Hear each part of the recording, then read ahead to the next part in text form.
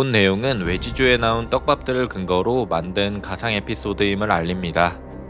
김감룡은 사람들을 지키기 위해 자신의 힘을 이롭게 사용하였고 결국 야마자키파를 한국에서 몰아내자 의로운 주먹이라고 불리며 한국 주먹계의 구심점이 되었던 전설적인 인물이 되었죠.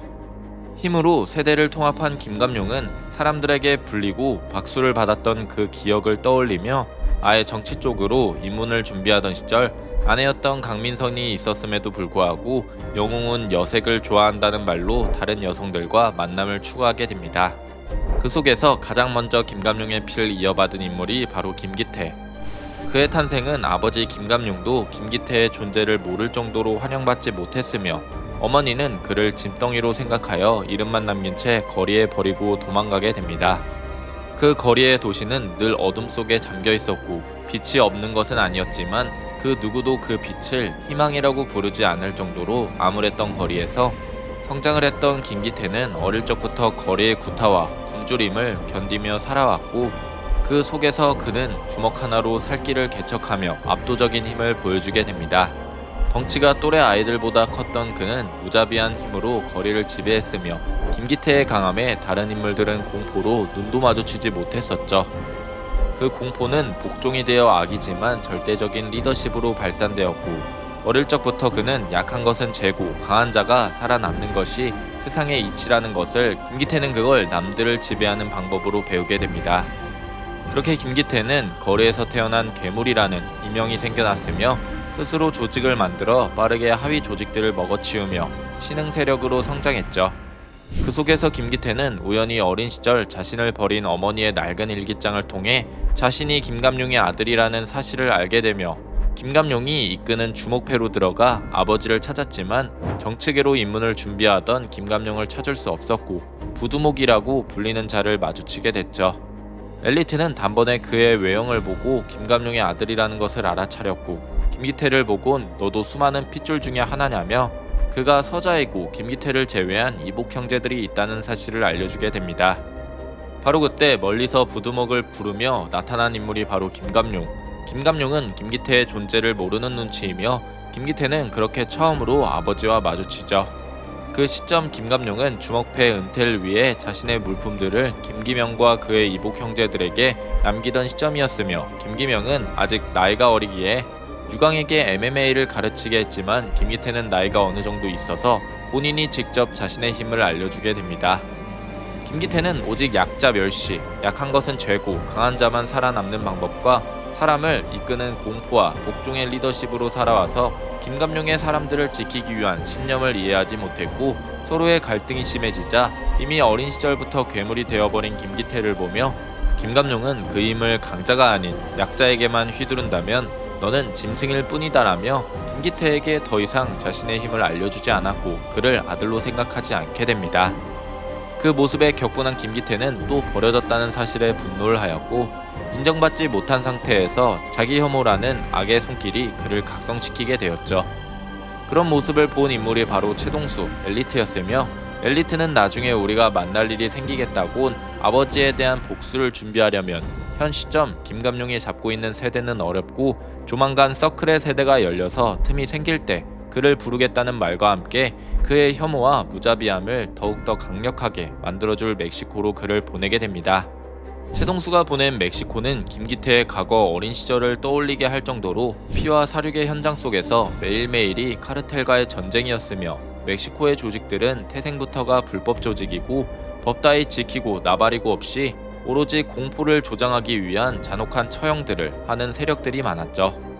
하지만 그런 부분에서 탁월한 모습을 보여준 김기태는 그런 멕시코의 갱단들을 통합하기 시작했고 그는 그런 무자비함과 싸우려면 그도 역시 한때 괴물이라고 불린 인물이기에 같은 무자비함을 상징하는 도끼를 들어 복종이 아니면 무조건 죽이는 공포사상을 보여주게 됩니다. 그렇게 3년이라는 시간 동안 김기태는 멕시코 카르텔의 보스로 활동하며 김감룡에 대한 복수 그리고 자기 혐오를 통해 신체적인 각성을 이뤄냈죠. 시간이 흘러 마침내 최동수로부터 연락이 오게 됐으며 3년이 지난 한국은 김감룡이 정치계에 입문을 했지만 그의 과거는 의로운 주먹이라고 해도 결국은 주먹을 쓰는 깡패일 뿐 김감룡이 없어진 영세대는 해산 후 내전이 일어난 시점이라 김기태의 도움이 필요한 시점이 오게 됩니다. 그렇게 한국에 다시 모습을 비춘 김기태가 한 일은 최동수가 벌인 영세대의 내전에서 적들 측으로 보이는 박진영의 1세대들을 공격하는 것이었고, 그 속엔 김감룡의 숨겨진 아들이자 김기명의 이복 형제들을 공략하는 것이었죠. 그들은 박진영의 편에서 활약하며 김감룡의 신념을 이어가던 인물이었습니다. 박진영의 측에 영세대와 유일하게 싸울 수 있었던 1세대의 학생들이었죠. 그런 모습이 마음에 들지 않았던 김기태는 마침내 그들을 만나게 되었고, 싸우기 전 자신의 형제들에게 자신과 같은 뜻이 있다면 함께하자며 김감룡을 어떻게 생각하냐는 질문을 하게 되었고, 그 질문에 관련된 답들은 그에게 맞지 않는 김감룡에 대한 존경과 신뢰였습니다. 그 답에 김기태는 도끼를 꺼내들어 이복 형제들을 공격하였고, 김기명의 이복 형제들은 강했지만 자기 혐오로 각성한 김기태의 압도적인 강함에 무참히 살해당할 수밖에 없는 상황이었습니다. 그것이 김기태가 한국에서 처음으로 저지른 살인이었죠. 그는 과거 동경했던 아버지의 물품들을 그들을 죽여 수집하기 시작했으며, 처참한 살해 현장은 당시 은닉의 천재 최동수가 감춰주게 됩니다. 마지막 남은 김기명마저 김기태가 죽이려고 찾았지만 그의 어머니인 강민선이 같은 핏줄끼리는 더 이상 피를 보지 말자는 부탁을 하였으며, 김감룡의 라이터를 김기태에게 주며 김기명은 살아남을 수 있었던 것이었죠. 하지만 최동수가 나타나 미끼가 되어줄 강민선을 잡아갔으며, 그렇게 이복 형제들의 사망 사건을 퍼뜨린 최동수는 마지막 계획인 김감룡 잡기를 실현하기 위해 김기태를 필두로 자신이 키워낸 이지훈과 과거에 이끌던 소초의 세력들을 김감룡과 건백호를 잡기로 계획을 세우게 됩니다. 한편 정치를 하고 있던 김감룡에게 건백호가 죽은 아들들에 관련된 소식을 전해오자 참을 수 없었던 김감룡은 건백호를 데리고 최동수를 찾아가게 됩니다. 김감룡이 올 줄 알았던 최동수는 그의 앞에 복수를 갈망하던 김기태를 마주하게 해줬고, 건백호는 소초의 세력들이 따로 격전을 벌이고 있었죠. 김기태는 아버지인 김감룡에게 왜 자신을 인정하지 않아줬냐며 소리를 쳤지만, 김감룡은 누구도 해치지 않고 지킬 수 있는 신념만이 나와 같은 힘을 쓰고 사람들에게 인정받을 수 있다라며 김기태를 회유하는 모습.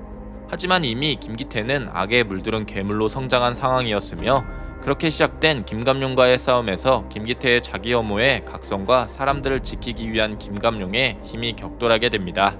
김기태의 힘은 무자비함 그 자체로 이지훈과 함께 김감룡을 밀어붙였지만, 김감룡은 영세대의 모든 경지와 자신만의 길을 걸었던 사내였기 때문에 엘리트 세력들이 밀리던 과정 중에서 엘리트인 최동수가 납치했던 강민선의 신변을 위협하자 결국 김감룡은 그녀를 구하고자 그녀를 구출하면서 자신을 희생하여 사망하였고, 그를 지켰던 칼인 건백호 역시 같은 시각 사망하게 되었죠. 그 소식은 대한민국을 떠들썩하게 만든 사건이 되었지만, 은닉의 천재였던 최동수는 살해의 주범인 김기태를 은폐하기 위해 1세대들을 정리시키고 멕시코로 복귀시키게 되면서 김기태의 서사는 훗날 2세대에 다시 등장함을 예고하게 됩니다.